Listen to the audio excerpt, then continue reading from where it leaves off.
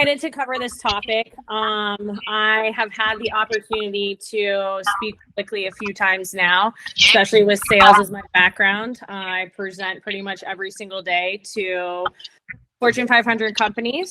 But before we dig into it, the agenda is why trust me. Today's market will kind of go over some of the statistics and what they're saying around 2023, because I know we're in a virtual environment. Plus, we're going to go over the 6 principles, and then closing, we'll have Q&A.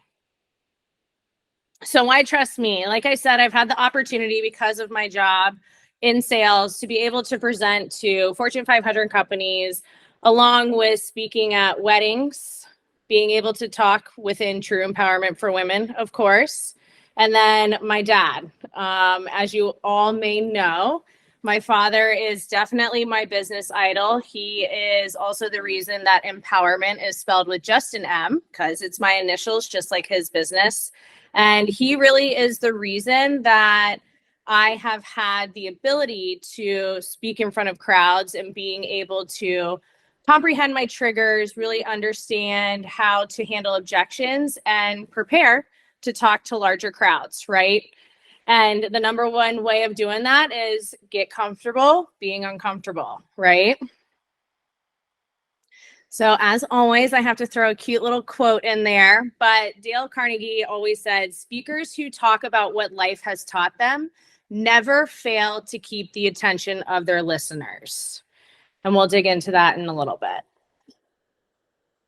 But today, 2023, I mean, we've been through COVID, we've been through it all, right? But public speaking is here to stay. But with that said, 75% of Americans say their number one fear, even before death, is fear of public speaking.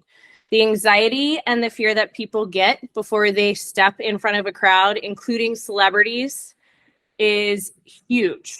I mean, there's books on it. There's way more statistics that I could jump into, but it is a skill that all business ladies and gentlemen need to have, right? It's something that whether you're doing it virtually, whether you're doing it in person, you're going to be presenting on a topic that hopefully you believe in, you're credible, and you're knowledgeable about. Public speaking is one of the 1 out of 5 traits that over the top 50 millionaires have, and it's known to be the number one leadership skill. And then on top of it, something that I'm kind of throwing out there that I never really thought of, but TED Talks, we all know what they are. That's public speaking. They were able to make it virtually along with an in-person public speaking space, which I thought was pretty cool.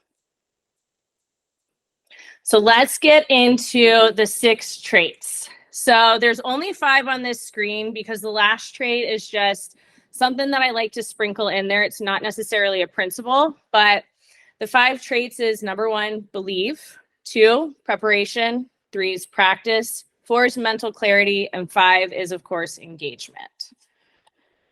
Digging into the first principle, believe before accepting. Now, what do I mean by that? We can all probably speak to many topics, right?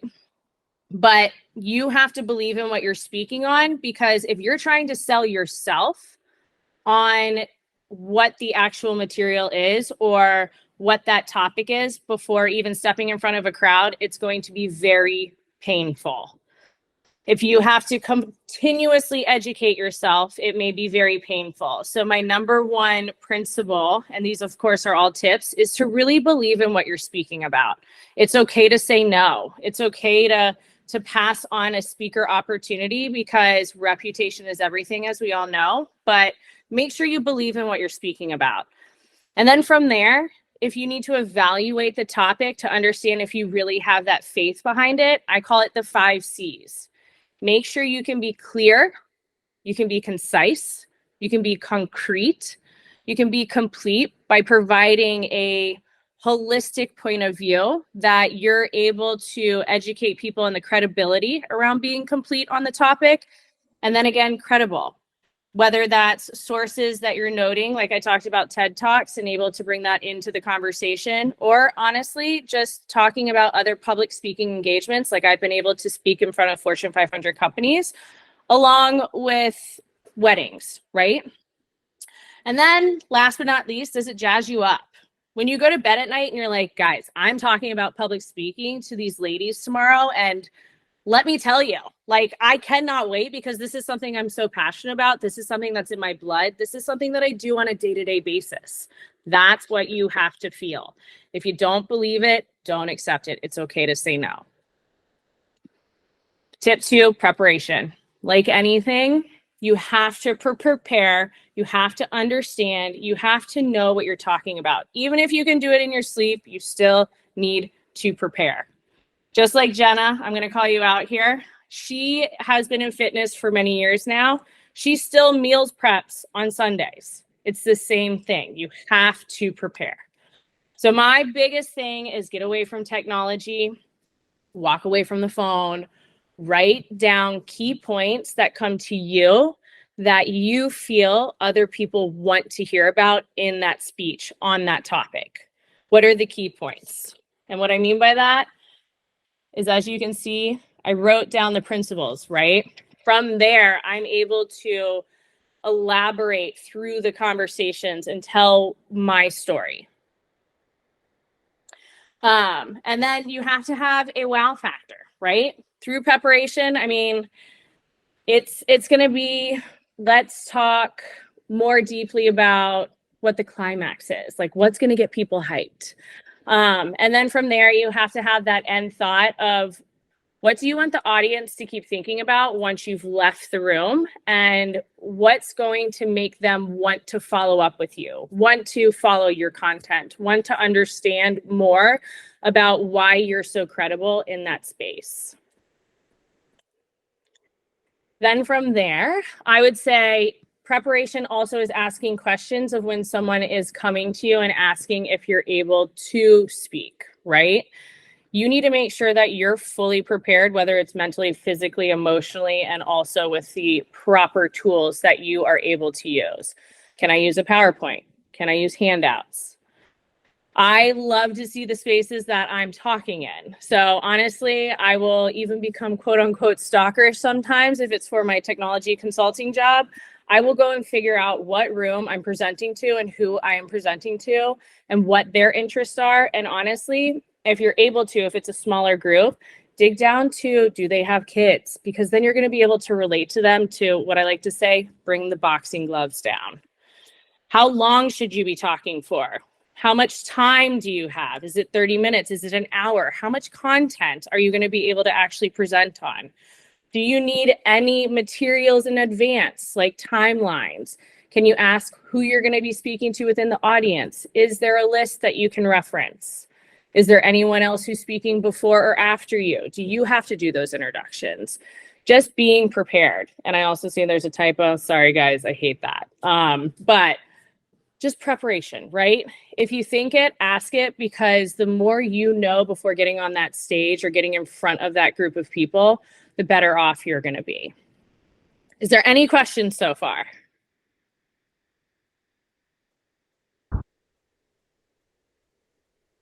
I'm going to say silence is golden. Doing good, queen. You're good. All right, awesome. And of course, practice makes perfect, right? Again, I like to write things down. Make note cards. Get away from the technology. Do not use your phone. I don't know if it's a pet peeve of yours, but it's one of mine. When I see a presenter who is walking up with their cell phone to look at it, I'm like, are they either playing games while they're talking to us, or are they actually interested in engaging and making sure that I'm understanding and learning that content? Practice in the mirror. I mean, I have peers who like joke, but I still will practice the night before I get in front of a group of people, and I will talk to myself, because staring yourself in the eyes is the hardest person to sell you, because you know when you mess up, you know the material by heart, right? So I can't recommend that more. And then also make sure that you're practicing in front of friends. They need to read your body language because they truly know who you are. Like, I know I talk with my hands a lot, which I'm doing, and they'll call me out for it. but practice in front of people who know you, because they're going to be able to make sure that you're prepared when you're standing in front of that stage, building your reputation and building your brand. Speaking in a large auditorium, ask if you can go to that auditorium to understand how loudly you need to present. I have been in seminars, and I'm sure you guys have too, where people are screaming at me. So again, practice makes perfect preparation. Be knowledgeable on any objections or questions that maybe you've experienced before, or some that may come up. I mean, we all know that we have Chat GPT now. Go there, ask it, what are going to be my objections? What are going to be my questions? It's going to provide you a lot of detail and a lot of data, so you're prepared, and it's not going to be something that can throw you off if you already get uncomfortable talking on a stage or in front of a bunch of people. And then again, practice makes perfect. Do it daily. Whether it's sitting there and you're at your computer and you're like, oh, I got 5 minutes before my next meeting, get up, go to the bathroom, talk in the mirror. 5 minutes is practice. Practice makes perfect, and it's going to be muscle memory. You're going to get on that stage and you're going to kill it. Mental preparation.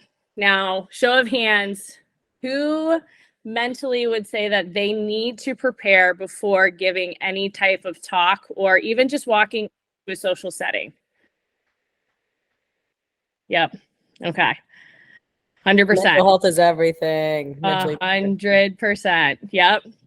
So mental health is everything. Thanks, Jenna. And it's definitely something you mentally need to prepare for when you're talking in front of anyone who may be a new space, right? I was actually watching the news the other day, and there was a celebrity on there, and she admitted that she was shaking in her boots before she got on stage to sing, and she gets paid millions and millions of dollars to do that, and she's very well known.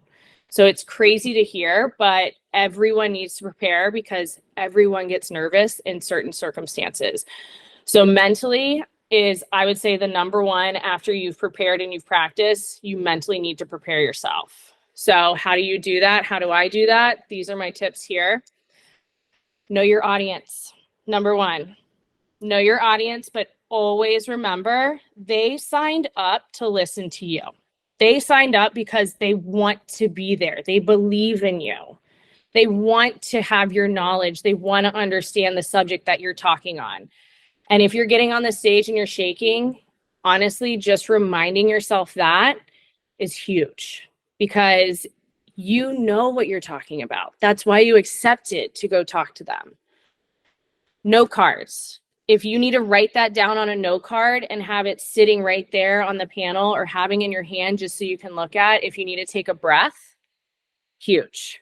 But again, write it down. Don't use your phone, because when you physically write it down, it mentally prepares you as well. Because then when you're mentally writing it down, or when you're physically writing it down, you're mentally saying it in your brain, right? Huge.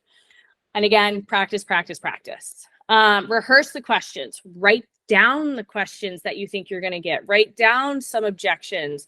Write down positive feedback.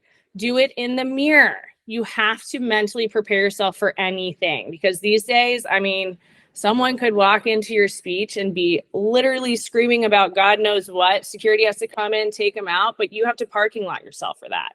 That's obviously drastic, but you have to make sure you're mentally prepared to physically be there and to actually be credible and talk about what you are covering that day. Breath work, huge. I do it now. I do it in the morning when I wake up. I do it before I go into some of my one-on-ones, and I definitely do it before I actually talk to anyone. Before TMW socials, I do breath work. Before this, I was sitting right here doing breath work. It is huge, because remember, we need oxygen. So if you're talking really, really, really fast, you're going to lose your breath. But you can sit there, take a breath, and continue moving forward and bringing credibility to your speech. Has anybody done breath work? Yeah, Sarah, of course. 100%. Huge. Oh yeah, for sure. Yes. Yes, Jennifer, I see it. Your brain learns the information better when you write it down. Amen, girl. Yes. And again, practice. If you mentally are prepared, it's because you practice, you know your stuff. I was about to say something else, but I'm trying not to do that, y'all. You say your stuff, but again, breath work, rehearse, and remember, you are asked to be there because the audience wants to learn from you. Engagement. This is something that I would say I think people forget about now, especially if you're talking to a crowd, like in person, right? Because now we're all behind Zooms, we're all behind phones, screens, whatever you want to call it. So there's not really that ability to engage, but there is, right? It's by asking questions. It's by making eye contact. Key, guys, key. That my dad literally made me sit across a table from him multiple dinners when I was younger and do so much eye contact while practicing my speeches. And again, if you need to practice eye contact, one, I'm here for you, but two, you have so many friends that know you and are going to be able to call you out. Practice eye contact. And again, the audience is there to see you, right? So ask thought-provoking questions. Even if it's something where it's rhetorical and they're not necessarily going to answer you, you're engaging with them. Make them laugh. Literally, the medicine to life is laughter. If you make someone laugh, the gloves are going to come down. You're going to be comfortable. They're going to be comfortable. It's going to be a very safe space for everyone to have conversations.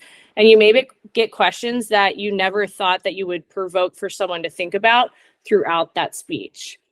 And if you're adding in previous speakers' remarks or relating to the event, that also brings the gloves down, just like laughter, right? So if you're in a large setting, make sure you're prepared and you understand if someone's speaking before you to listen, or if there's someone speaking after you, do you need to introduce them? So it's all preparation. Now, my question to you guys is, how would you like for a speaker to engage with you, and what type of environment are you talking about? Someone's got to, come on, y'all. I would say look at me in the eye. Like if I like stand up and have a question, I like when they're like looking at me. Yep. So I'm with you with the eye contact. Yep. I also like somebody that has positive energy. Yes. That's huge. Yep. I love that. Jenna, you've been through a few conferences now. Yeah, I personally like it when a speaker engages with just their intellect, to be honest. If they stimulate the room and have a stimulating topic, I like that. Love it. Love it. Awesome. Thanks, guys. I appreciate it. And the last thing is, again, I cannot reiterate this more, is shine. Literally, if you shine, you're going to make the room shine. You are going to be that positive energy. You are going to make people want to be there. And my number one key is there always has to be a takeaway. But like I said, end the speech with your information. How can they contact you? How can they reach out to you? Is it best via email or text? Or if you're at a large seminar, hey guys, my contact information is in the back of the packet. I will be right over there in the left-hand corner after dinner if you have any further questions. There is always a way to drop, not necessarily sell, but to drop that key point of, this is my topic. This is what I'm educating you on. I would love to have further, deeper conversations, because guess what? You were asked to be there. You are blessed to have this knowledge, and you are blessed to educate other women and sometimes men, right, about what you truly believe in. So leave a note, leave a thought-provoking question, but also leave your information, and most of all, shine. Absolutely. And if I would add to that, the confidence that comes with the shining and just making sure that you make the connect. Like instead of doing the sell point, just have a networking buddy. You never know what the future may hold, and a partnership works both ways. So you never know how someone else could benefit you either. 100%. Thanks, Jen. So guys, that's it. Do we have any questions?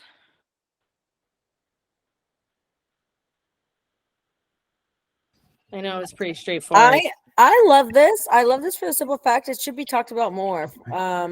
Confidence comes from so many different realms, and public speaking is not easy, especially depending on how big of the room is. And I've learned actually this past year or so that my public speaking is easier when it's a room full of strangers than a room full of people I know.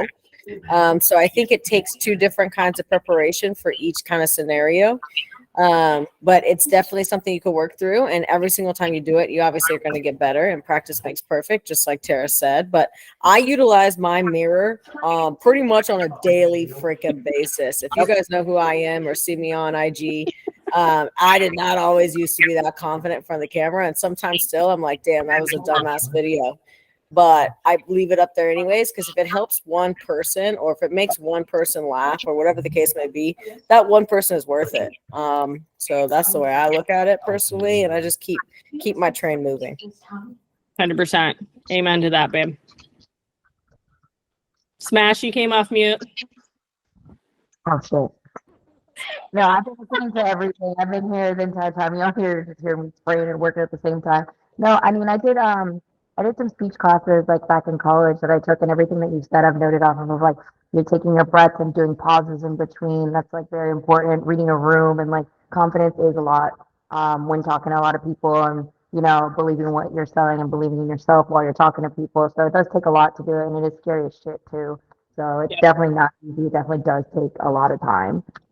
100%. Yep. And remember, everyone has their first time.